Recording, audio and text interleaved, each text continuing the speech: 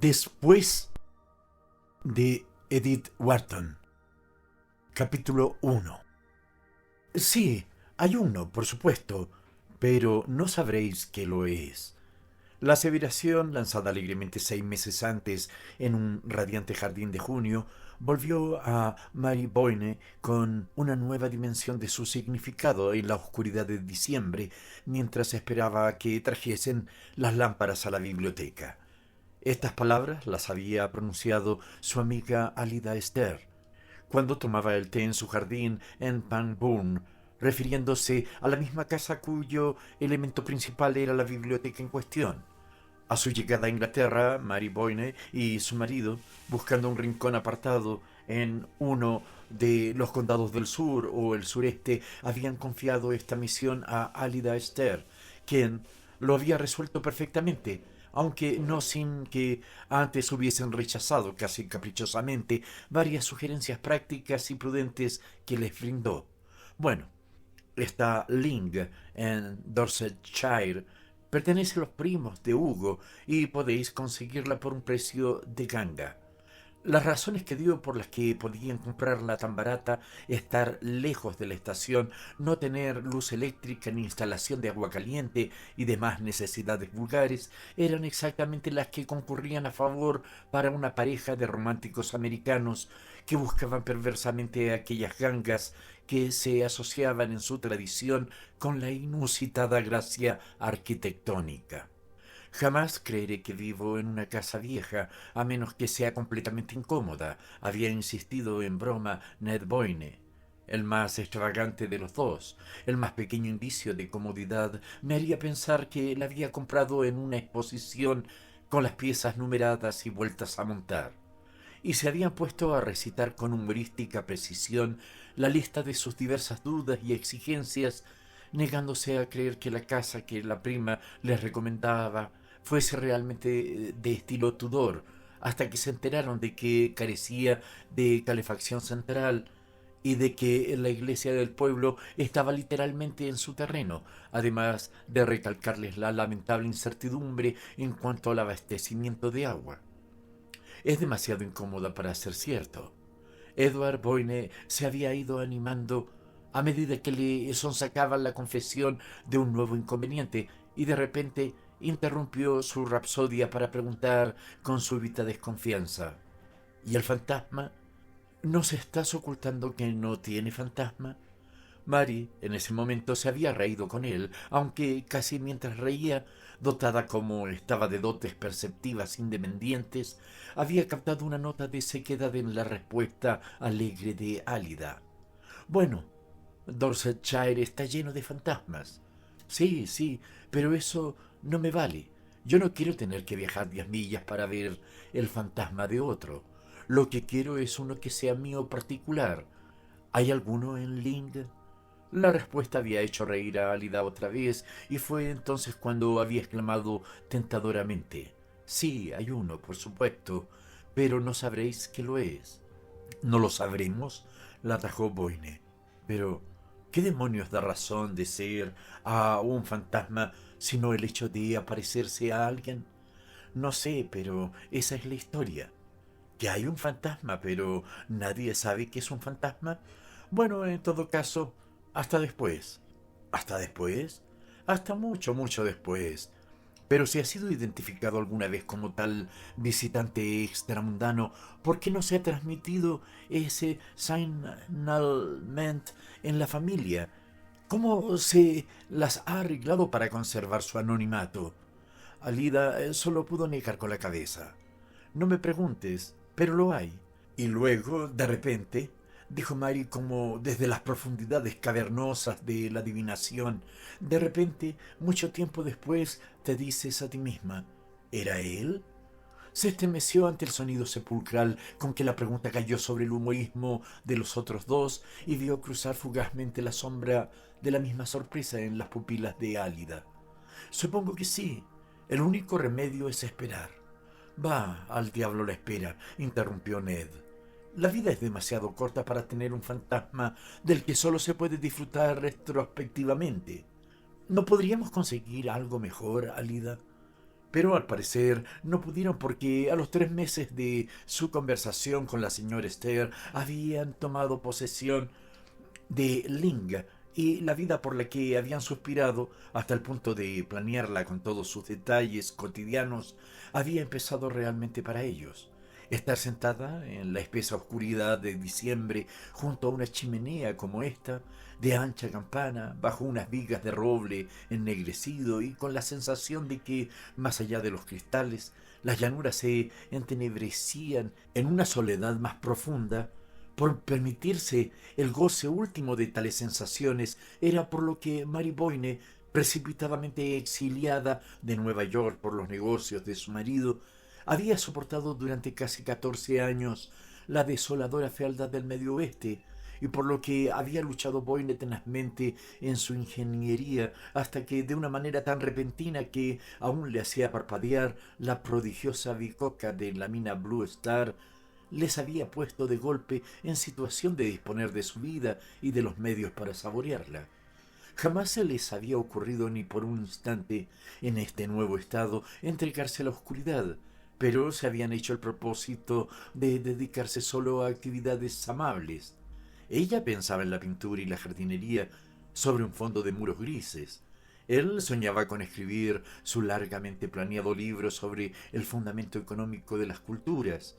Y con tan absorbente obra por delante, ninguna existencia podía ser demasiado aislada.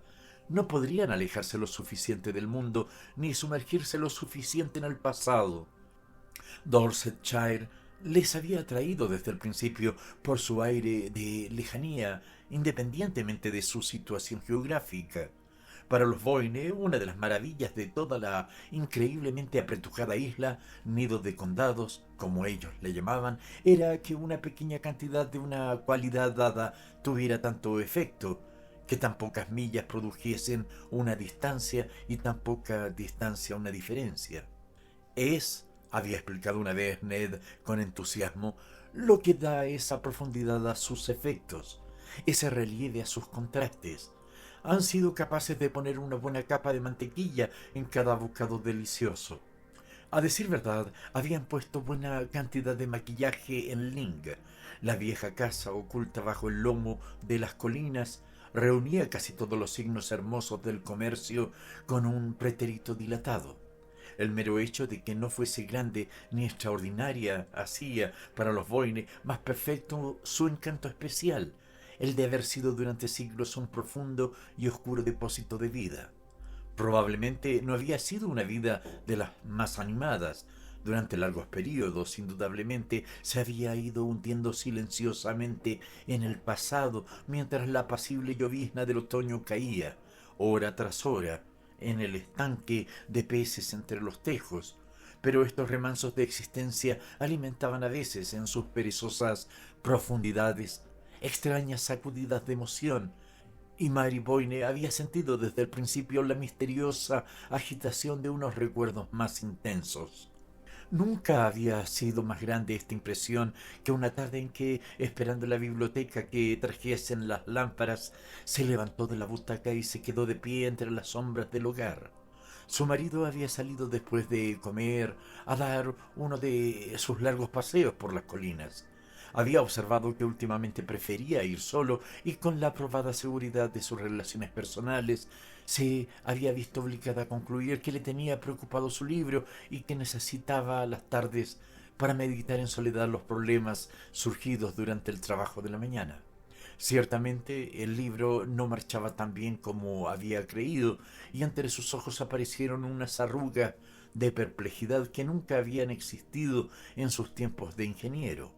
En aquel entonces traía a casa muchas veces un aspecto fatigado que rayaba en la enfermedad, pero el demonio innato de la preocupación jamás había marcado su entrecejo. Sin embargo, las pocas páginas que habían llegado a leerle, la introducción y un resumen del capítulo primero, mostraban un firme dominio del tema y una creciente confianza en sus fuerzas. El hecho le sumió en una perplejidad aún mayor, porque ahora que había dejado los negocios y sus enojosas contingencias, la otra posible fuente de ansiedad quedaba eliminada. A menos que fuese su salud entonces. pero físicamente había mejorado desde que se habían venido a Dorsetshire.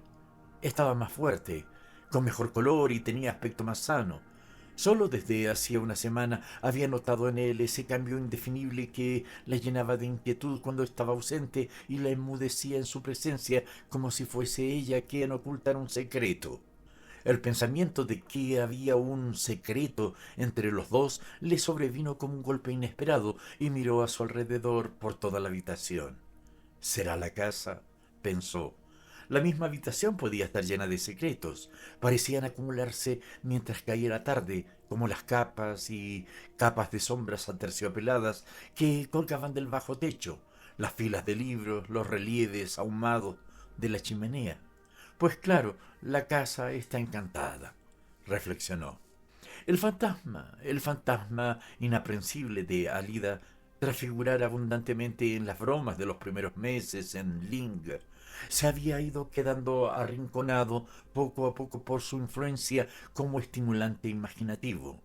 Mary, convertida en moradora de una casa encantada, había hecho las habituales preguntas a la gente campesina de la vecindad, pero aparte de un vago «eso dicen, señora», los lugareños no pudieron añadir más.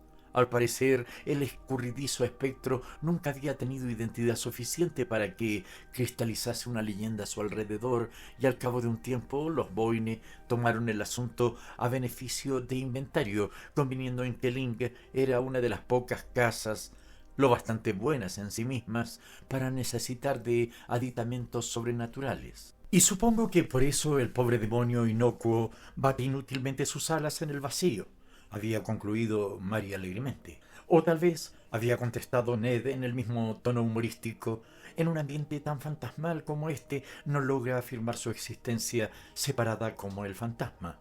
Y a partir de entonces el invisible compañero de residencia había quedado definitivamente al margen de sus conversaciones, que eran suficientemente abundantes para hacerles olvidar dicha pérdida.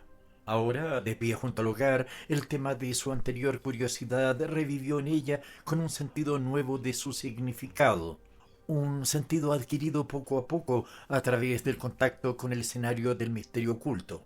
Era la casa misma, por supuesto, que poseía el don de la evocación fantasmal y conversaba visual, aunque secretamente, con su propio pasado.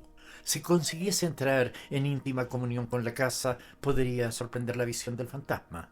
Quizá su marido lo había visto ya en sus largas horas pasadas en esta misma habitación, donde jamás se demoraba ella después del atardecer y sobrellevaba en silencio el peso de lo que le hubiese revelado.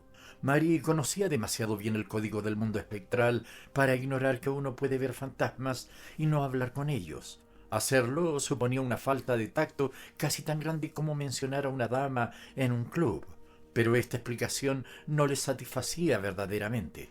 Al fin y al cabo, pensó, ¿qué interés puede tener para él un viejo fantasma, aparte de proporcionarle algún divertido escalofrío?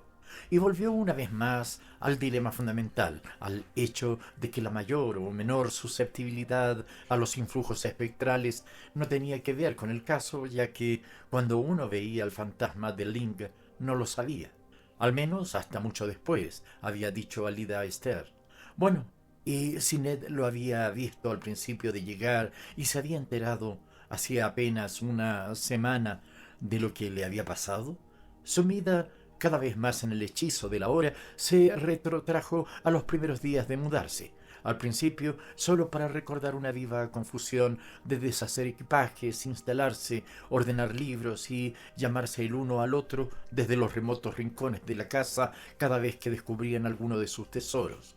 Precisamente en relación con esto, recordaba ahora cierta tarde suave del octubre anterior en que, al pasar del entusiasmo de las primeras exploraciones a la inspección detallada del viejo edificio, había presionado, como una heroína de novela, un entrepaño y se había abierto al acceso a una escalera de caracol que conducía a una plataforma hacia la que, visto desde abajo, el tejado subía desde todos los lados con demasiada pendiente para poder escalar hasta ella, a menos que uno tuviese los pies avesados. La vista desde esta meseta era espléndida y había corrido a arrancar a Ned de sus papeles para hacerlo participar de su descubrimiento.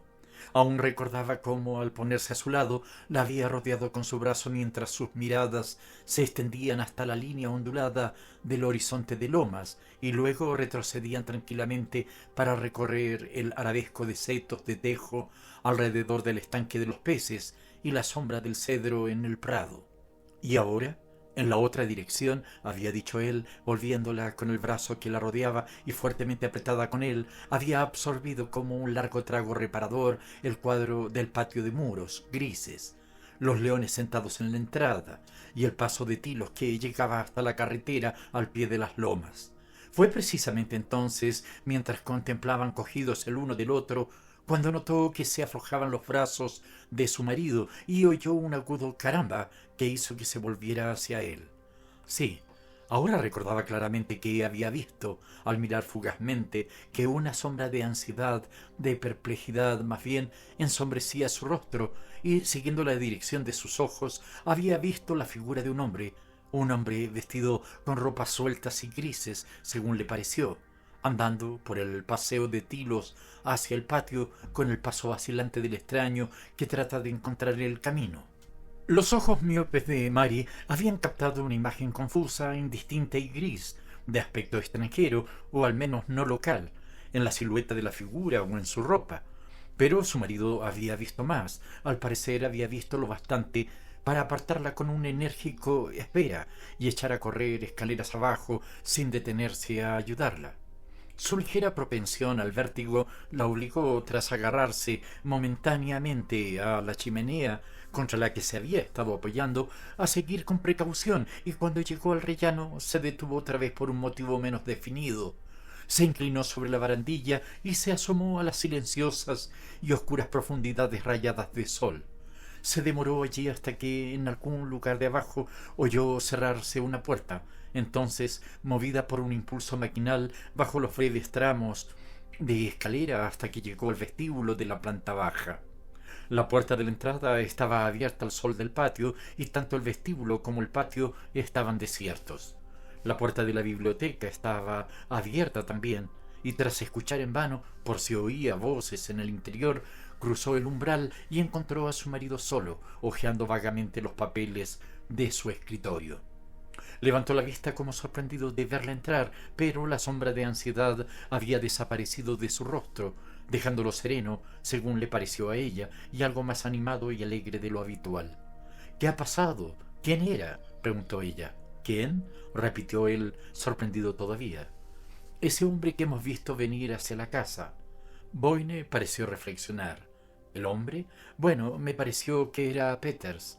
He echado a correr tras él para hablarle de los desagües del establo, pero había desaparecido antes de llegar yo.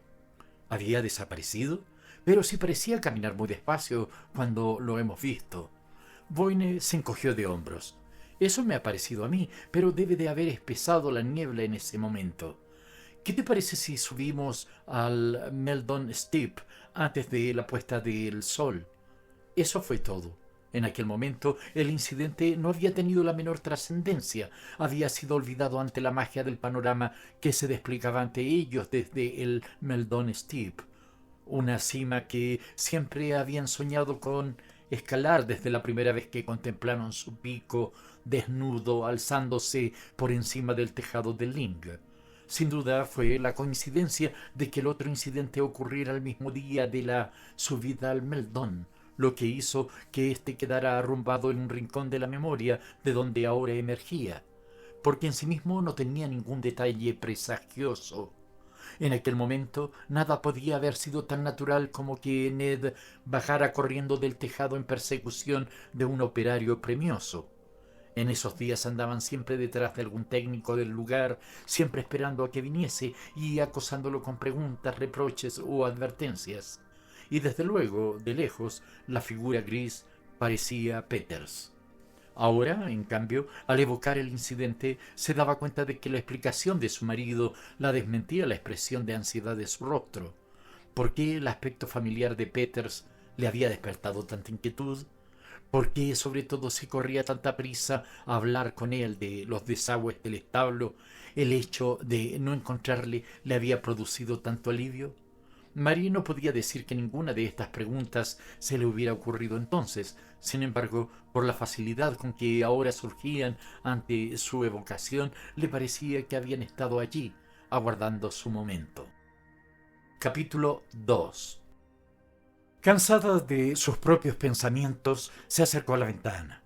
La biblioteca estaba ahora totalmente a oscuras y se sorprendió al ver la luz que había aún en el mundo exterior. Al mirar hacia el patio, vio recortarse una figura a lo lejos en la perspectiva de tilos desnudos. Parecía un borrón de un gris más oscuro en la grisalla del paisaje, y al verlo venir hacia ella, el corazón le latió con fuerza ante el pensamiento. Es el fantasma. Tuvo tiempo en ese instante largo de comprender de pronto que el hombre que había visto a lo lejos, 2 meses antes, desde el tejado, estaba ahora en su hora predestinada, a punto de revelar que no era Peters, y el alma se le encogió de terror ante esta inminente revelación.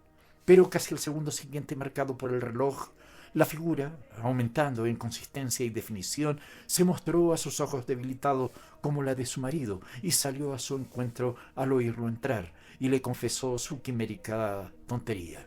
«Es realmente absurdo», rió ella, «pero nunca consigo acordarme». «¿Acordarte de qué?», preguntó Boyne, al tiempo que ella llegaba a su lado.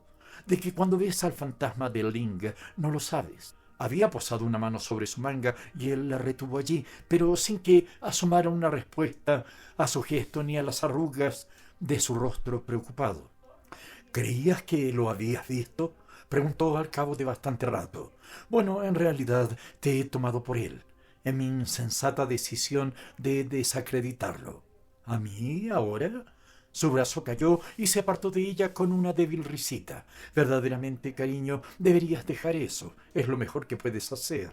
«Ah, sí, lo dejaré. ¿Y tú?», preguntó, volviéndose hacia él de repente. La criada había entrado con la correspondencia y una lámpara, y la luz iluminó de lleno el rostro de Boyne al inclinarse sobre la bandeja que le presentaban. «¿Y tú?», insistió Mary perversamente cuando la criada hubo desaparecido, cumplida la orden de traer la lámpara. «¿Y yo qué?», replicó él ensimismado, mientras la luz ponía de relieve la profunda huella de preocupación entre sus cejas mientras examinaba las cartas. «Que se ha renunciado a intentar ver al fantasma». El corazón se le aceleró un poco ante la prueba que estaba haciendo. Su marido, dejando las cartas a un lado, fue a situarse a la sombra del lugar. «Nunca lo he intentado», dijo rompiendo la faja de un periódico. «Bueno, naturalmente», persistió Mary.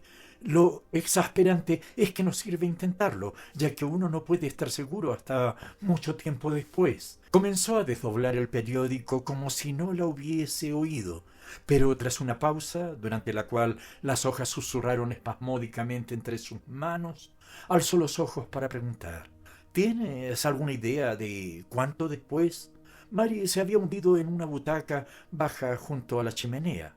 Alzó la mirada desde su asiento y se estremeció al ver el perfil de su marido recortado contra el círculo de luz de la lámpara.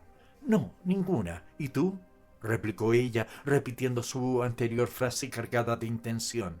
Boyne arrugó el periódico en una pelota y luego, inconsecuentemente, se volvió con él hacia la lámpara. «Dios mío, no. Solo me refería», exclamó con un atisbo de impaciencia, «si hay alguna leyenda, alguna tradición sobre eso». «Que yo sepa, no», contestó ella, pero cuando iba a añadir «¿Qué te hace preguntarlo?», entró la criada con el té y una segunda lámpara y se contuvo. Con la disipación de la sombra y la repetición de la rutina doméstica, Mary Boyne se sintió menos oprimida por esa sensación de algo inminente y solapado que había ensombrecido la tarde. Durante unos momentos se entregó a los pormenores de su labor, y cuando alzó la vista se sorprendió hasta el desconcierto ante el cambio operado en el semblante de su marido. Se había sentado cerca de la lámpara más alejada y estaba absorto leyendo las cartas. Pero ¿había encontrado algo en ellas, o era meramente un cambio de su propio punto de vista lo que había devuelto a sus facciones su aspecto normal? Cuanto más lo miraba, más veía afirmarse el cambio mismo. Se le habían disipado las arrugas de la tensión y las huellas de cansancio que perduraban eran de naturaleza fácilmente atribuible a un esfuerzo intelectual continuado. Me muero de ganas de tomar el té. Y aquí hay una carta para ti, dijo. Cogió la carta que él le tendía a cambio de la taza que ella le ofrecía y, regresando a su asiento, rompió el sello con el gesto lánguido del lector cuyos intereses se circunscriben a la presencia de la persona querida. Su siguiente movimiento consciente fue levantarse de golpe, con lo que se le cayó la carta al suelo, y mostrarle a su marido un recorte de periódico. Ned, ¿qué es esto? ¿Qué significa? Él se había levantado también, así como si hubiese oído el grito antes de que ella lo profiriese, y durante un espacio de tiempo perceptible se estudiaron mutuamente como dos adversarios que esperan una ventaja, a través del trecho que se abría entre la butaca de ella y la mesa de él. ¿Qué es? Me has hecho dar un salto, dijo Boyne por fin, acercándose con una risa súbita y semiforzada. La sombra del recelo había asomado a su rostro otra vez. Ahora no era una mirada de firme presentimiento, sino una cambiante vigilancia de labios y ojos que le hizo comprender que su marido se sentía invisiblemente asediado. Le temblaba tanto la mano que le costó darle el recorte. Es un artículo de Waukesha Sentinel en el que se dice que un hombre llamado Elwell ha presentado una demanda judicial contra ti y que algo va mal en la mina Blue Star. Solo he entendido la mitad. Seguían mirándose mientras ella hablaba y, para su asombro, vio que sus palabras habían producido el efecto casi inmediato de disipar la tensa expectación de sus ojos. Ah, es eso. Echó una mirada a la tira impresa y luego la aplicó con el gesto del que maneja algo inofensivo y familiar. ¿Qué te ocurre esta tarde, Mary? Creí que habías tenido malas noticias. Mary estaba de pie delante de él. Su indefinible terror se fue apaciguando lentamente ante la confianza de su tono. ¿Tú sabías esto, entonces? ¿Va todo bien? Desde luego que lo sabía y todo está bien. Pero, ¿qué pasa? No lo entiendo. ¿De qué te acusa ese hombre? De casi todos los crímenes del código. Boyne había arrojado el recorte y se había dejado caer en una butaca junto al fuego. ¿Quieres saber la historia? No es especialmente interesante. Se trata de una querella sobre los intereses de la Blue Star. Pero, ¿quién es ese Elwell? No me suena el nombre. Es un individuo al que metí en el negocio, al que cedí la dirección. Te hablé de él en su día. Seguramente. Debo de haberlo olvidado. Trató de rebuscar en vano entre sus recuerdos. Pero si lo ayudaste, ¿por qué te lo paga de ese modo? Probablemente lo ha cogido por banda algún abogado picapleitos y lo ha convencido. Es todo un poco técnico y complicado. Pensé que era la clase de cosas que te aburren. Su esposa sintió una punzada de remordimiento. En teoría, lamentaba la indiferencia de la mujer americana respecto a los intereses profesionales del marido, pero en la práctica siempre encontraba difícil fijar su atención en lo que Boyne le contaba sobre las operaciones en las que le metían sus diversos intereses. Además, había notado durante los años que llevaba gozando del éxito que en una comunidad en la que las dulzuras de la vida se conseguían a costa de esfuerzos tan arduos como los agobios profesionales de su marido, un descanso tan breve como este que habían llegado a alcanzar debían aprovecharlo para evadirse de las preocupaciones inmediatas y disfrutar de la vida que siempre habían soñado vivir. Una o dos veces, ahora que esta nueva vida había atrasado efectivamente su círculo mágico en torno a ellos, se había preguntado si había hecho bien, pero hasta entonces tales conjeturas no habían sido otra cosa que excursiones retrospectivas de una imaginación activa. Ahora, por primera vez, le sobresaltó descubrir lo poco que sabía acerca de los cimientos materiales sobre los que se asentaba su felicidad. Miró a su marido y nuevamente se tranquilizó ante la expresión serena de su rostro. Sin embargo, sentía la necesidad de una base más concreta para su confianza. Pero, ¿no te preocupa ese pleito? ¿Por qué no me has hablado nunca de él? Contestó a las dos preguntas a un tiempo. No te hablé de él al principio porque me preocupaba. Me atormentaba, más bien. Pero eso es ya agua pasada. La persona que te escribe ha debido de echar mano de un número atrasado del Sentinel. Mary sintió un vivo estremecimiento de alivio. ¿Quiere decir que está todo arreglado? ¿Ha perdido el caso? Hubo una demora perceptible en la respuesta de Boyne. La demanda ha sido retirada. Eso es todo. Pero ella insistió como para descargarse de la culpa interior de ser tan fácilmente apartada. ¿La ha retirado porque ha visto que no tenía ninguna posibilidad? Ah, no tenía ninguna, contestó Boyne. Aún siguió ella luchando con una sensación de oscura perplejidad en el fondo de su cerebro. ¿Cuánto tiempo hace que la ha retirado? Él guardó silencio, como si volviese levemente a su anterior incertidumbre. Acabo de recibir la noticia ahora mismo, pero la estaba esperando. ¿Ahora mismo? ¿En una de tus cartas? Sí, en una de mis cartas. Mary no contestó, y solo se enteró, tras un breve intervalo de espera, de que se había levantado y cruzado la habitación, al notar que se acomodaba en el sofá a su lado. Sintió cómo la rodeaba con el brazo, cómo las manos de él buscaban las suyas y se las apretaban, y volviéndose lentamente, atraída por el calor de su mejilla, se encontró con sus ojos sonrientes. ¿Va todo bien? ¿Todo bien?, preguntó en medio de un mar de dudas cada vez más brumosas. Te doy mi palabra de que nunca ha ido todo tan bien, le contestó él con una risa y la trajo hacia sí. Capítulo 3. Una de las cosas más extrañas que habría de recordar después de todas las que ocurrieron al día siguiente fue la súbita y completa recuperación de su propia sensación de seguridad. La notó en el aire al despertar en su habitación oscura. La acompañó cuando bajó a desayunar. La iluminó desde el fuego y se multiplicó desde los flancos de la olla y las vigorosas estrías de la tetera georgiana.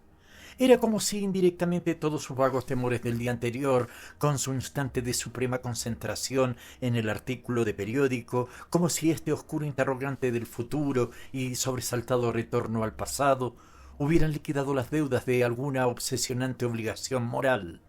Si efectivamente había sido indiferente a los negocios de su marido era, como su nuevo estado parecía probar, porque su fe en él justificaba instintivamente tal diferencia, y el derecho de Boyne a la confianza de su esposa quedaba afirmado ahora ante el mismo rostro de la amenaza y la sospecha.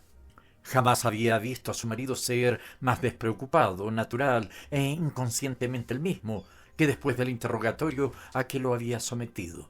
Era casi como si hubiera estado enterado de sus deudas y hubiese deseado despejar la atmósfera tal como ella había hecho. Estaba tan limpia ahora, gracias al cielo, como la radiante luz exterior que la sorprendió con una pincelada casi veraniega al salir de la casa para dar su paseo diario por el parque. Había dejado a Boyne ante su mesa, tras dirigir al pasar por delante de la biblioteca una última mirada a su rostro tranquilo, inclinado sobre sus papeles con la pipa en la boca. Y ahora emprendía sus tareas de la mañana. Las tareas incluían en estos días encantadores de invierno deambular por los diferentes rincones de sus dominios, casi tan feliz como si la primavera hubiese empezado ya a hacerse sentir. Tenía tal cantidad de posibilidades ante sí, tantas oportunidades de sacar a la luz los encantos latentes del viejo lugar, sin infligirle una sola alteración irreverente, que el invierno resultaba demasiado corto para planear lo que la primavera y el otoño ejecutarían. Y su recuperada sensación de seguridad confería en esta mañana particular un incentivo especial a sus progresos en el paisaje dulce y apacible. Primero visitó el huerto, donde los perales de espaldera trazaban formas complicadas en los muros, y las palomas revoloteaban y ordenaban sus plumas sobre la techumbre plateada del palomar. Ocurría algo con la calefacción del invernadero y esperaba a una autoridad de Dorchester que debía venir en un tren y marcharse en el siguiente, para que emitiese su diagnóstico sobre la caldera. Pero cuando se sumergió en el húmedo calor de los invernaderos, entre olores aromáticos y las rosas y rojos de cera de anticuadas plantas exóticas, incluso la flora del Ling conservaba su fragancia, se enteró de que el gran hombre no había llegado. Y dado que el día era demasiado extraordinario para pasarlo en una atmósfera artificial, salió otra vez y se dirigió por el esponjoso césped del campo de bolos a la parte del parque que quedaba detrás de la casa. En el último extremo se elevaba una terraza de hierba que asomaba por encima del estanque de los peces y de los setos de tejo, a la larga fachada de la casa, con sus retorcidas chimeneas y los ángulos azules del tejado relucientes con la humedad pálida y dorada del aire. Vista así por encima del trazado horizontal del parque, sintió que le transmitía desde las ventanas abiertas y las acogedoras chimeneas humeantes un mensaje de cálida presencia humana, de espíritu lentamente madurado en un soleado muro de experiencia. Nunca había sentido esa impresión de intimidad con la casa, esa convicción de que sus secretos eran todos benévolos, guardados por el bien de uno, como se decía a los niños, esa confianza en su capacidad de acoger su vida y la de Ned en el armonioso esquema de la larga historia que la casa iba tejiendo al sol. Oyó pasos detrás y se volvió, esperando ver al jardinero acompañado del técnico de Dorchester, pero solo vio una figura, la de un hombre de aspecto joven y delgado, y que por alguna razón que de momento no podía precisar, no encajaba ni remotamente con la idea que ella se hacía de una autoridad en invernaderos. El recién llegado, al verla, se quitó el sombrero y se detuvo con el ademán del caballero, quizá del viajero, que desea dar a entender que su intromisión es involuntaria. De vez en cuando, Ling atraía al viajero cultivado y Mary medio esperó ver al desconocido disimular una cámara o justificar su presencia sacándola. Pero no hizo gesto alguno en ese sentido y un momento después preguntó ella, en tono acorde con la cortés vacilación de su actitud: ¿Desea ver a alguien? He venido a ver al señor Boyne, contestó. Su entonación, más que su acento, era ligeramente americana y Mary, al notarlo, lo miró con más atención. El ala de su sombrero de fieltro proyectaba una sombra sobre su rostro que, oscurecido de ese modo, adoptaba para su mirada miope un aspecto serio, como una persona que llegaba en misión de negocios, cortés aunque claramente consciente de sus derechos. La experiencia del pasado la había vuelto igualmente sensible a tales peticiones, pero era celosa con las horas matinales de su marido, indecisa en cuanto a conceder a nadie el derecho a molestarlo durante ese tiempo. ¿Tiene cita con mi marido?, preguntó. El visitante vaciló como si no estuviese preparado para esta pregunta. Creo que me espera, replicó. Ahora le tocó vacilar a Mary. Estas horas suele dedicarlas a trabajar, no recibe nunca por la mañana. El desconocido la miró un instante sin contestar. Luego, como aceptando su decisión, se dispuso a irse. Al darse la vuelta, Mary lo vio dirigir una mirada a la fachada pacífica de la casa. Había algo en él que sugería cansancio y desencanto, el desaliento del viajero que ha venido de muy lejos y cuyo tiempo está limitado por el horario. Se le ocurrió entonces que, si era ese el caso, su negativa podía ser infructuosa, su misión, y un súbito remordimiento le impulsó a correr tras él. ¿Puedo preguntarle si ha venido de lejos? El desconocido le dirigió la misma mirada grave. Sí, he venido de lejos. Entonces, si va a la casa, seguro que mi marido le recibe. Lo encontrará en la biblioteca. No sabía por qué había añadido la última frase, a no ser por un vago deseo de reparar su anterior falta de hospitalidad. El visitante pareció a punto de darle las gracias, pero la atención de ella se distrajo al ver acercarse al jardinero con un acompañante con toda la pinta de ser el experto de Dorchester. Por ahí, dijo, indicándole la casa al desconocido, y un instante después se había olvidado de él, atenta como estaba al caldero. La revisión dio tan amplio resultado que el técnico acabó por considerar más conveniente olvidarse de su tren, y Mary estuvo distraída el resto de la mañana en absorta confabulación entre tiestos de flores. Cuando el coloquio terminó, se sorprendió al descubrir que era casi la hora de comer y medio esperó mientras regresaba a la casa apresuradamente ver salir a su marido a su encuentro. Pero no encontró a nadie en el patio, salvo al ayudante del jardinero que rastrillaba la grava. El vestíbulo, al entrar, estaba tan silencioso que pensó que Boyne aún seguía trabajando. Como no quería molestarlo, se dirigió al salón y allí en su escritorio se enfrascó en nuevos cálculos de los gastos que le iba a suponer la consulta de la mañana. El poder permitirse tales caprichos no había perdido su novedad y, de alguna manera, En contraste con los temores indefinidos de los días anteriores, ahora parecía formar parte de su recuperada seguridad, de esa sensación de que, como Ned había dicho, las cosas en general nunca habían ido mejor. Aún estaba disfrutando con el juego fastuoso de las cifras cuando la criada desde la puerta la interrumpió con una pregunta sobre la conveniencia de servir la comida. Una de sus bromas consistía en comentar que Trimble anunciaba la comida como si divulgase un secreto de Estado, y Mary, absorta en sus papeles, murmuró unas abstraídas palabras de aquiescencia. Notó que Trimble vacilaba en el umbral, como si reprochase tan desconsiderado asentimiento. Luego, al retirarse, sonaron sus pasos en el corredor y Mary, apartando los papeles, cruzó el vestíbulo y fue a la puerta de la biblioteca. Aún seguía cerrada y vaciló a su vez. No le gustaba molestar a su marido, ni que se excediese en su habitual jornada de trabajo. Mientras estaba allí sopesando sus impulsos, volvió Trimble con el anuncio de la comida y Mary, así apremiada, abrió la puerta. Boyne no estaba ante su mesa. Miró a su alrededor esperando descubrirlo junto a las estanterías en algún lugar de la habitación, pero su llamada no obtuvo respuesta y poco a poco se le hizo evidente que no estaba allí. Se volvió a la criada. El señor Boyne debe de estar arriba. Por favor, dile que la comida está servida. Trimble pareció vacilar entre el claro deber de la obediencia y la igualmente clara convicción del sinsentido de la orden que se le daba. El debate acabó al manifestar: con su permiso, señora, el señor Boyne no está arriba. ¿No está en su habitación? ¿Está segura? Sí, señora. Mary consultó su reloj. ¿Dónde está entonces? Ha salido, anunció Trimble con el aire superior de quien ha aguardado respetuosamente la pregunta que un espíritu ordenado habría formulado en primer lugar. La suposición de Mary había sido correcta. Entonces Boyne debió de salir al parque en su busca y al no encontrarla, evidentemente, había escogido el camino más corto por la puerta sur en vez de dar la vuelta al patio.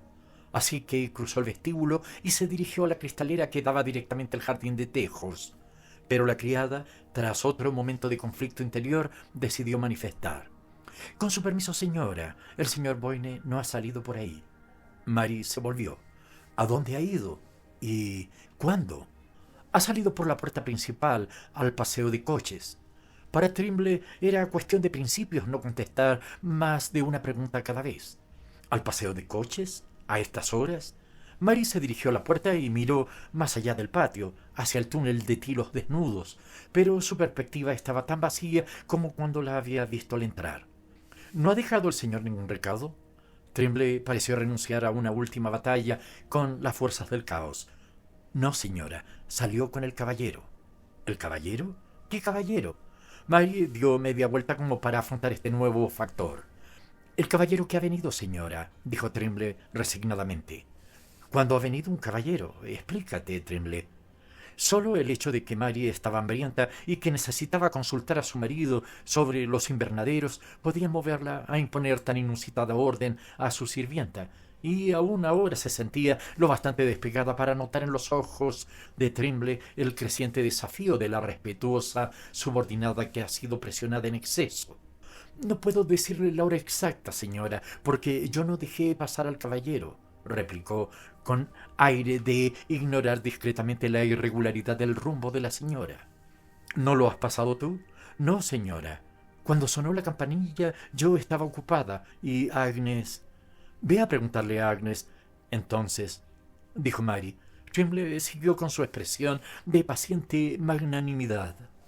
Agnes no lo sabe, señora, porque desgraciadamente se ha quemado la mano cuando arreglaba la luz de la nueva lámpara que han traído del pueblo. Trimble, como Mary sabía, se había opuesto siempre a utilizar la nueva lámpara, así que la señora Duckett tuvo que mandar abrir a la fregona. Mary miró otra vez el reloj. Son las 2 pasadas. Ve y pregúntale a la fregona si el señor Boyne ha dejado algún recado.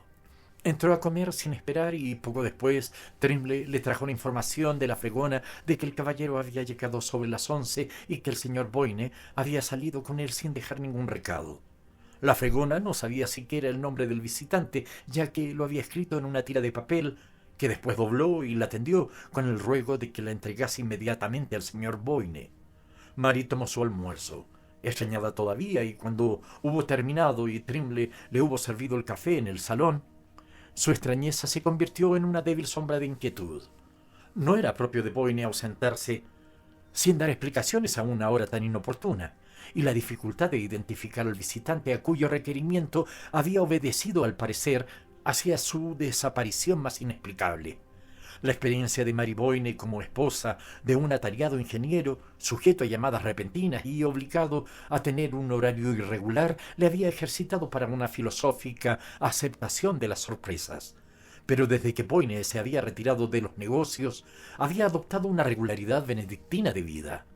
Como para compensar los años de agobio y agitación con sus comidas de pie y sus cenas en los traqueteantes coches comedor, cultivaba los últimos refinamientos de la puntualidad y la monotonía, desalentando la afición de su esposa a lo inesperado y declarando que para un paladar delicado había infinitas gradaciones de placer en la repetición de los hábitos. Sin embargo, como ninguna vida puede defenderse de lo imprevisible, era evidente que tarde o temprano las preocupaciones de Boyne iban a acabar revelándose ineficaces, y Mary concluyó que había querido abreviar una molesta visita dando un paseo con su visitante hasta la estación, o al menos acompañándolo un trecho.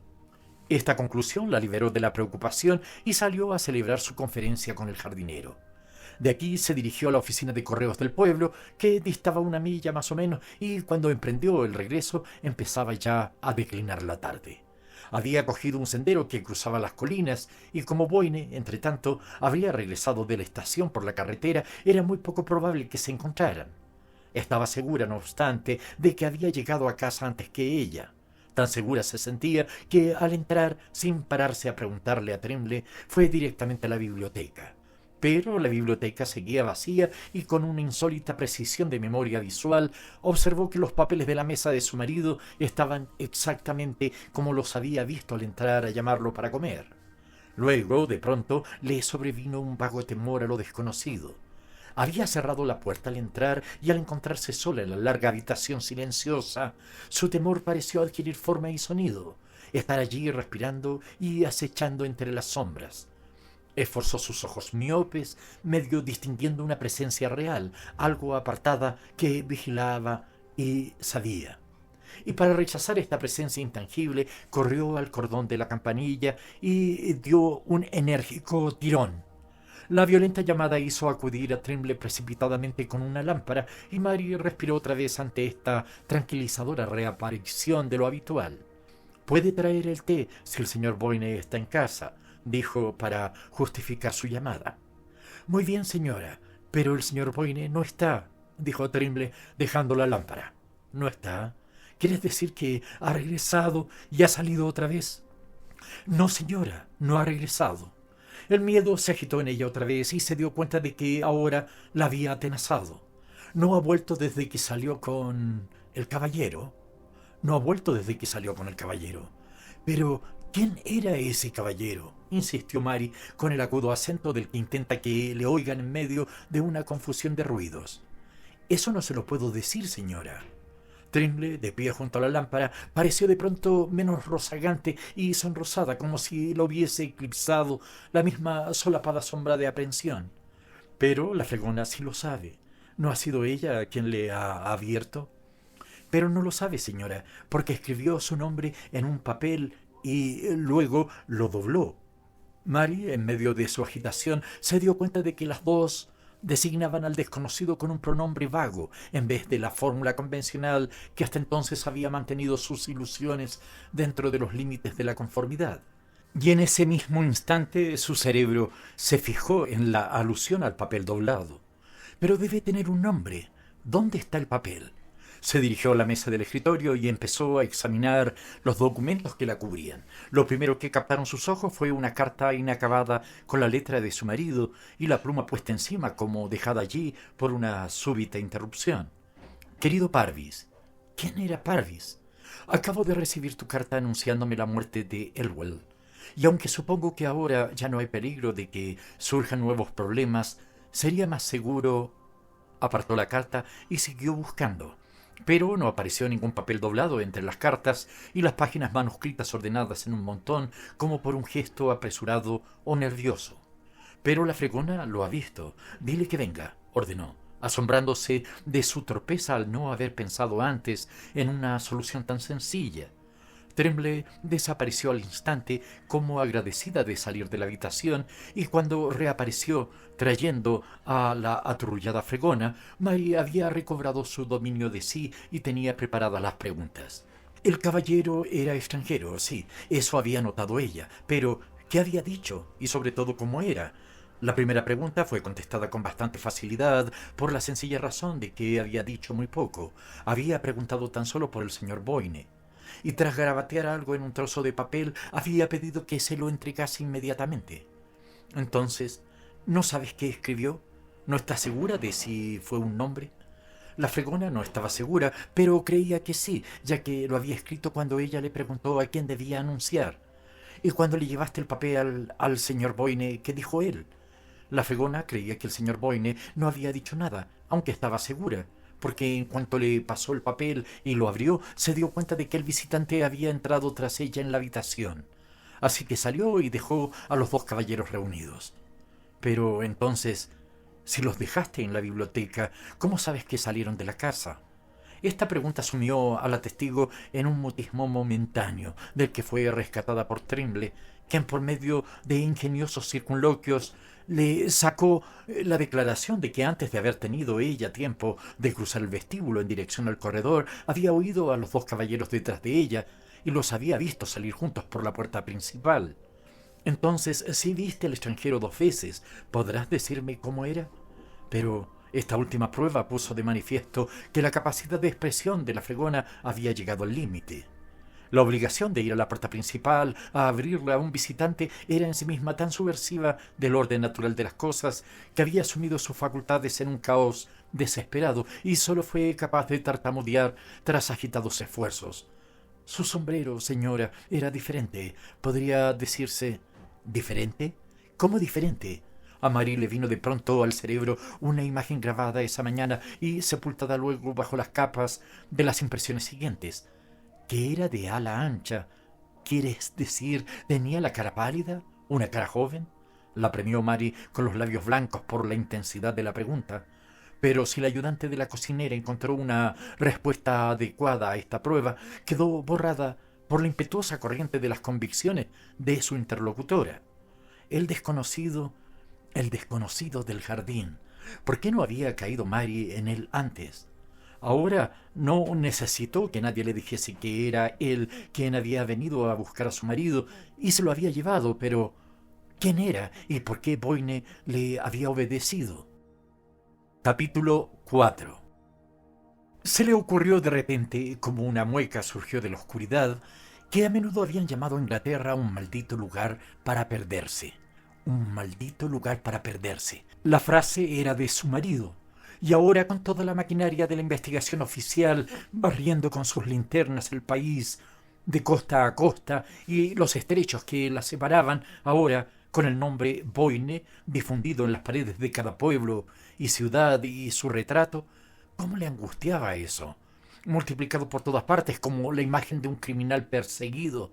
Ahora la pequeña y densamente poblada isla, tan ordenada, vigilada y administrada, se revelaba como una esfinge guardiana de misterios insondables, devolviendo la mirada de los angustiados ojos de la esposa, como con un gozo perverso de saber algo que ellos ignoraban.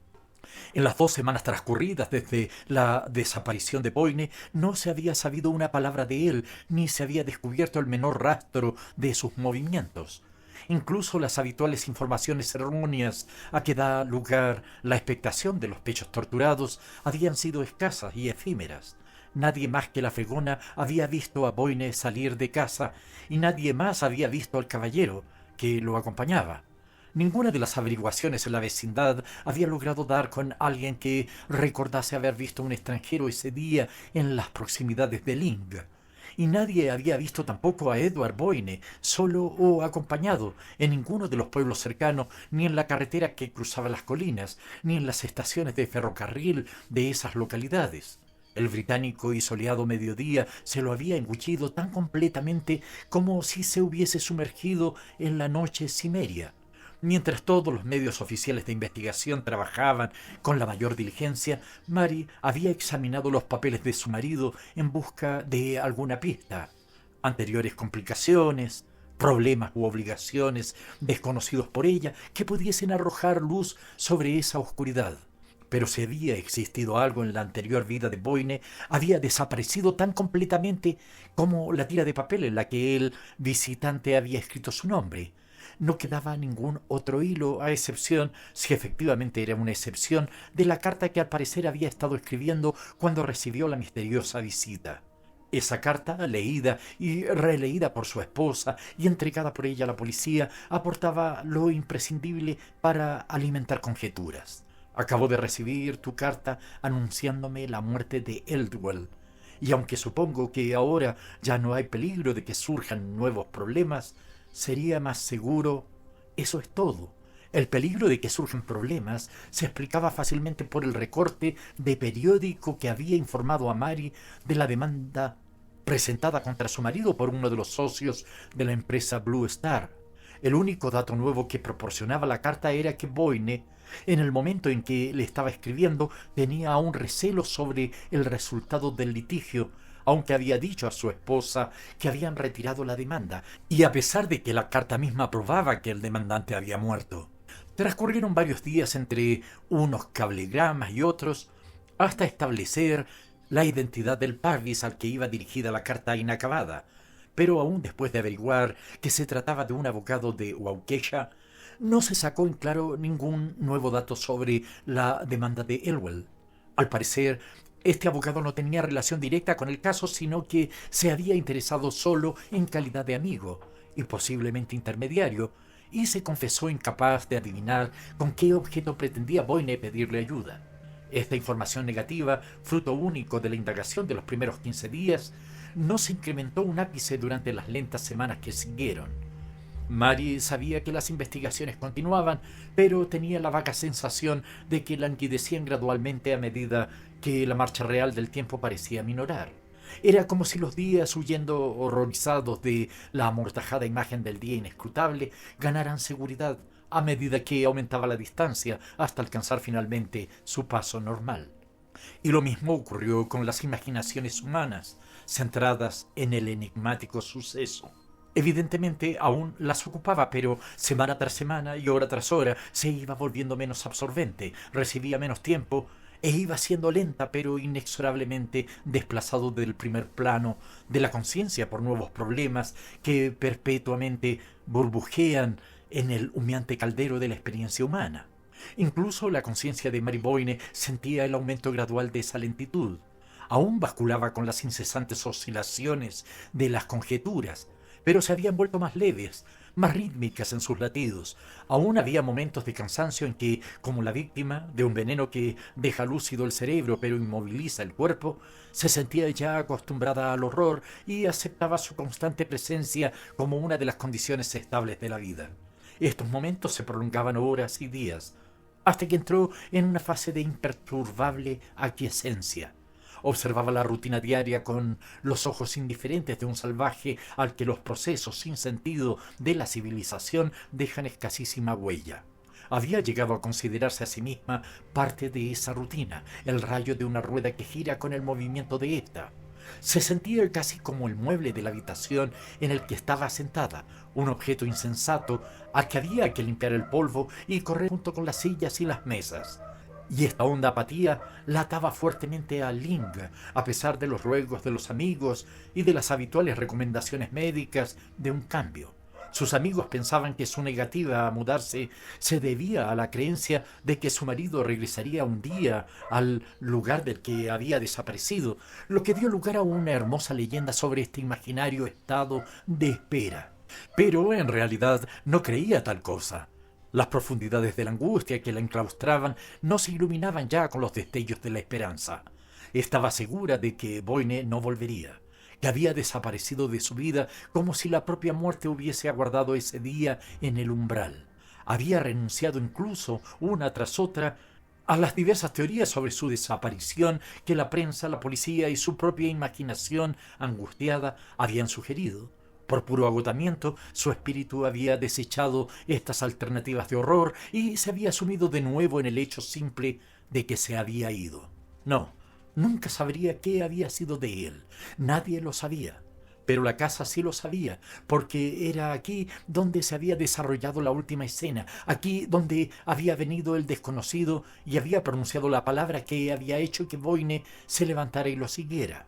El suelo que ella pisaba había sentido sus pisadas.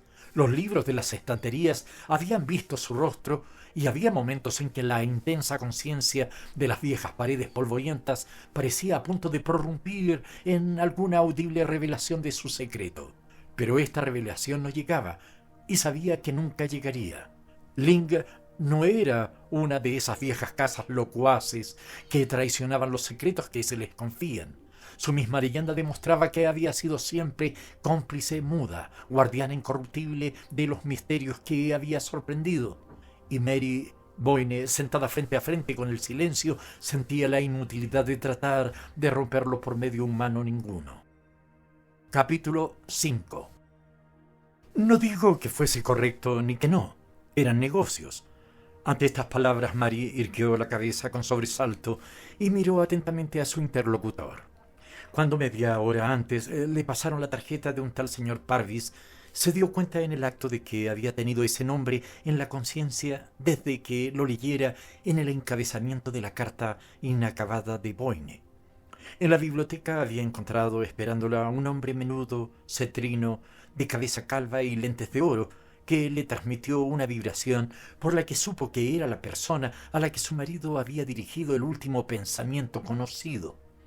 Parvis, cortésmente, pero sin preámbulos inútiles, a la manera del hombre que tiene el reloj en la mano, había expuesto el objeto de su visita. Había pasado por Inglaterra por cuestiones de negocios y, dado que se encontraba cerca de Dorchester, no había querido marcharse sin presentar sus respetos a la señora Boyne y preguntarle si tenía ocasión qué pensaba hacer por la familia de Bob Elwell. Estas palabras tocaron el resorte de algún oscuro temor en el pecho de Mary. ¿Sabía el visitante en definitiva lo que Boyne quiso decir en su frase incompleta? Le pidió una aclaración de la pregunta y observó inmediatamente que lo sorprendía por su ignorancia del asunto. ¿Era posible que supiese tan poco como decía? No sé nada. Debe contármelo, balbuceó. Así que el visitante pasó a contarle la historia. Arrojó, aún para sus confusas percepciones y su visión imperfecta, una luz lívida sobre todo el brumoso episodio de la mina Blue Star. Su marido había hecho su fortuna en esa brillante especulación a costa de ganarle la delantera a alguien menos atento a aprovechar la oportunidad, y la víctima de su ingenio había sido el joven Robert Elwell, al que había engañado con el proyecto de la Blue Star. Parvis, a la primera exclamación de Mary, le había lanzado una mirada grave a través de sus lentes imparciales. Bob Elwell no fue lo bastante listo, eso es todo. De haberlo sido, podía haber resuelto y haber utilizado a Boyne del mismo modo. Esas cosas pasan a diario en los negocios. Creo que es lo que los científicos llaman la supervivencia del más apto, ¿comprende?, dijo el señor Parvis, evidentemente complacido con la oportunidad de su analogía. Mary sintió un encogimiento físico ante la siguiente pregunta que trató de formular. Era como si las palabras tuviesen en sus labios un gusto que le producía náuseas. Pero entonces, ¿acusa usted a mi marido de haber hecho algo deshonroso? El señor Parvis meditó la pregunta desapasionadamente. No, yo no he dicho eso, ni siquiera he dicho que no fuese correcto. Miró de arriba abajo las filas de libros, como si alguno de ellos pudiese proporcionarle la definición que buscaba. No digo que no fuera correcto, aunque tampoco que lo fuera. Era una cuestión de negocios. En realidad, ninguna definición podía ser más esquemática que esta. Mary se quedó mirándolo con expresión de terror. Le parecía el emisario indiferente de algún poder maligno. Pero parece que los abogados del señor Elwell no lo consideraron como usted, ya que supongo que la demanda fue retirada por consejo de ellos. Sí, ellos sabían que técnicamente no tenía ninguna posibilidad. Cuando le aconsejaron que retirase la demanda, él se sintió desesperado. Verá, había pedido prestada la mayor parte del dinero que perdió en la Blue Star y se encontraba entre la espada y la pared. Fue por eso por lo que se pegó un tiro, cuando le dijeron que no tenía ninguna posibilidad. El horror invadió a Mary a grandes oleadas ensordecedoras. ¿Se pegó un tiro? ¿Se mató por eso? Bueno, no se mató exactamente. Siguió viviendo de mala manera un par de meses hasta que murió. Parvis refirió el hecho con la misma falta de emoción que el gramófono arañando un disco. ¿Quiere decir que intentó suicidarse y no pudo? ¿Y que lo intentó otra vez? No, no tuvo necesidad de intentarlo otra vez, dijo Parvis espantosamente. Se quedaron en silencio, sentados el uno frente al otro, él balanceando sus lentes pensativamente en torno a su dedo, y ella inmóvil, con los brazos extendidos hasta las rodillas, en una actitud de rígida tensión. Pero sí sabía usted todo esto, empezó Mary finalmente, incapaz de levantar la voz por encima del susurro. ¿Cómo es que cuando le escribí en las fechas de la desaparición de mi marido dijo que no entendía la carta que él estaba escribiendo? Parvis encajó la pregunta sin el menor embarazo. Bueno, no la entendía, estrictamente hablando, y aunque lo hubiese entendido no era el momento de hablar de eso. El asunto de Elwell quedó resuelto cuando se retiró la demanda. Nada de lo que hubiese podido decir habría ayudado a encontrar a su marido. Mary seguía escrutándolo. Entonces, ¿por qué me lo dice ahora? Tampoco vaciló Parvis. Bueno, para empezar suponía que usted sabía más de lo que aparentaba. Me refiero a las circunstancias de la muerte de Elwell. Por otro lado, la gente empieza a hablar ahora. Ha vuelto a salir el asunto a la luz y he considerado que si no estaba usted al tanto, debía estarlo. Mary siguió callada y él prosiguió. Mire, recientemente se ha averiguado lo mal que se encontraban los negocios de Elwell. Su esposa es una mujer con orgullo y ha luchado todo lo que ha podido, saliendo a trabajar y cosiendo en casa, hasta que ha caído enferma, del corazón creo. Pero tenía a su cargo a la madre de él, además de los hijos, y se desmoronó. Al final se vio obligada a pedir ayuda. Eso ha llamado la atención sobre el caso. Los periódicos lo han aireado y han iniciado una suscripción. Todo el mundo quería a Bob Elwell. La mayoría de los nombres más prominentes del lugar se encuentran en esa lista, y la gente empieza a preguntarse ¿por qué? Parvis se interrumpió para hurgarse en el bolsillo interior. Aquí, prosiguió, aquí tengo una información de todo el asunto, aparecida en el Sentinel. Un poco sensacionalista, por supuesto, pero creo que es mejor que le eche usted una ojeada. Le tendió el periódico y Mary lo desplegó despacio, recordando al hacerlo la noche en que en esta misma habitación la lectura de un recorte del Sentinel había sacudido por primera vez los cimientos de su seguridad. Al abrir el periódico, sus ojos, rehuyendo los deslumbrantes titulares, la viuda de la víctima de Boyne, obligada a suplicar ayuda, descendieron por la columna hasta los retratos insertos en el texto. El primero era el de su marido, sacado de una fotografía hecha el año en que se habían venido a Inglaterra. Era la foto de Edward que a ella más le gustaba, la que tenía en el escritorio de su propia habitación. Al encontrarse los ojos de la fotografía con los suyos, sintió que le iba a ser imposible leer lo que se decía de él y cerró los párpados con la fuerza del dolor. Pensé que si estuviera usted dispuesta a suscribir, oyó que seguía diciendo Parvis. Abrió los ojos con esfuerzo y cayeron sobre el otro retrato. Era el de un joven delgado, con el semblante semioculto por la sombra que proyectaba el ala del sombrero. ¿Dónde había visto ella esta cara anteriormente? Siguió mirándolo confundida, con el pulso latiéndole en los oídos. Entonces dio un grito. «¡Es el hombre que se llevó a mi marido!». Oyó a Parvis ponerse de pie y tuvo conciencia confusamente de que su propio cuerpo se había derrumbado hacia una esquina del sofá y que él se inclinaba sobre ella alarmado. Mary se sobrepuso y recogió el periódico que había dejado caer. «Es el hombre. Lo habría reconocido en cualquier parte», insistió con una voz que sonó en sus propios oídos como un grito. La respuesta de Parvis le pareció llegar de muy lejos, desde infinitas volutas de espesa niebla. «Señora Boyne, no se encuentra bien». «¿Llamo a alguien?». ¿Le traigo un vaso de agua? No, no, no. Se abalanzó sobre él, empuñando frenéticamente el periódico. Le digo que es el hombre, le conozco. Habló conmigo en el jardín. Parvis le cogió el periódico y enfocó sus lentes hacia el retrato. No puede ser, señora Boyne. Es Robert Elwell. ¿Robert Elwell?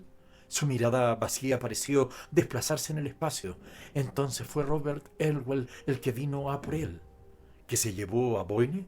El día que Boyne se fue de aquí.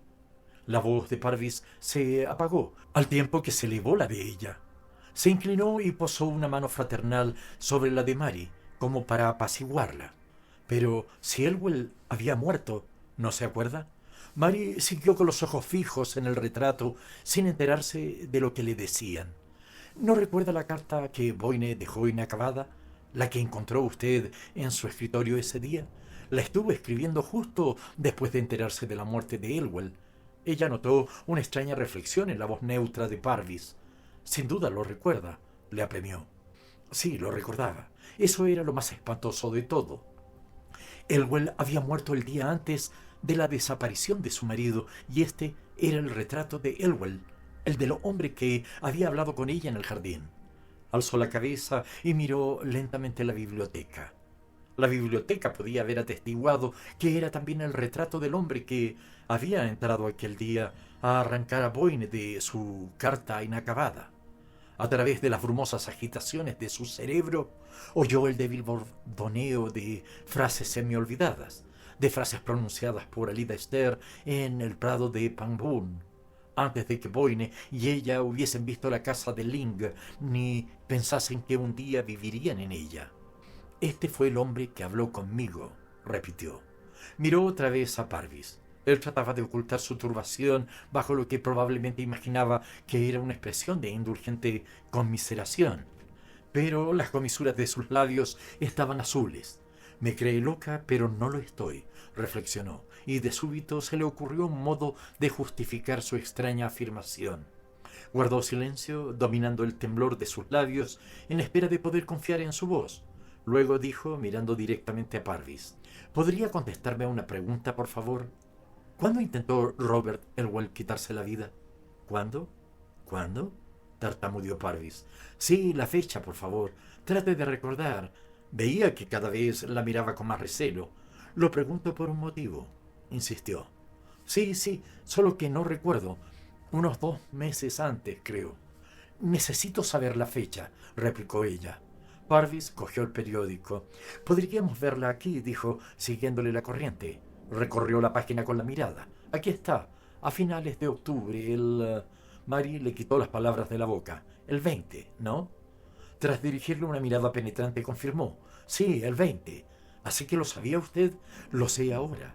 Los ojos de Mary seguían fijos por encima de él. El domingo 20 fue el día que vino por primera vez. La voz de Parvis se hizo casi inaudible. ¿Que vino aquí por primera vez? Sí. ¿Lo vio usted 2 veces entonces? Sí, 2 veces, dijo con un suspiro. La primera fue el 20 de octubre. Recuerdo la fecha porque fue el día que subimos al Meldon Steep por primera vez. Sintió un débil acceso de risa en su interior al pensar que, de no ser por eso, lo habría olvidado. Parvis seguía mirándola, como tratando de interceptar su mirada. Lo vimos desde el tejado, prosiguió. Bajaba por el paseo de los Tilos en dirección a la casa. Iba vestido tal como está el retrato. Mi marido lo vio primero. Se asustó y echó a correr hacia abajo delante de mí, pero no vio a nadie. Se había desvanecido. ¿Elwell se había desvanecido?, balbuceó Parvis. Sí, los susurros de ambos parecieron buscarse a tientas mutuamente. No podía imaginar qué había sucedido. Ahora lo veo. Trató de venir entonces, pero no había muerto del todo. No pudo llegar hasta nosotros. Tuvo que esperar 2 meses para morir. Entonces vino otra vez y se llevó a Ned. Hizo un gesto de asentimiento a Parvis, con la expresión de triunfo del niño que ha logrado completar un difícil rompecabezas. Pero, de repente, alzó las manos con gesto desesperado, apretándose las sienes. Dios mío, fui yo quien se lo envió. Le dije dónde estaba. Se lo envié a esta habitación, gritó. Sintió que las paredes del libro se precipitaban sobre ella, como el derrumbamiento de unas ruinas, y oyó a Parvis muy distante a través de las ruinas que le gritaba y luchaba por llegar hasta ella. Pero Mary era insensible a su tacto, no sabía qué le decía. A través del tumulto solo oyó una nota distinta, la voz de Álida Esther que decía en el prado de Pangbourne: «No lo sabrás hasta después, hasta mucho, mucho después». Fin.